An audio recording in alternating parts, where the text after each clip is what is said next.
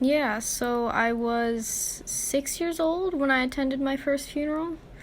It was for my step grandmother Barbara, and I don't really remember how she died.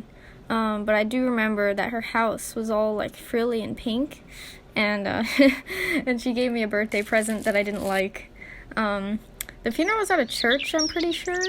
The main part I remember is her open casket body, particularly her feet, because someone had the brilliant idea to put the bowl of mints right beside them. But a couple days ago, I attended my most recent funeral. It was for my leopard gecko. It had been an extraordinarily hot day, and the sun beamed right down into her tank. She probably would have been okay, except we'd replaced her water dish a couple days ago, and I guess she couldn't find it.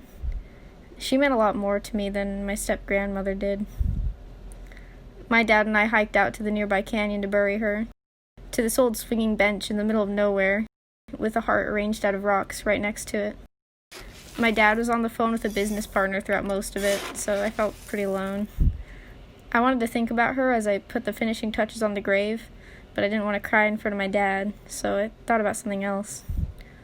We exited the canyon by climbing the fence back into our apartment. There was this man in his miniature pinscher walking by as we did so, and we stopped to chit-chat about his dog for a bit, because it's a dog, of course we did. He probably wondered why a teenage girl and middle-aged man had just snuck in over the fence holding used shovels, but he didn't ask. The dog would not stop barking, though. She's really cautious of strangers, he said, and our intimidating face masks and hats probably did not help. I don't think anyone likes funerals or enjoys them in the slightest, but we continue the tradition anyway, even with our pets. I guess they help convince us that what happened really happened, and they provide free food to those who don't really care.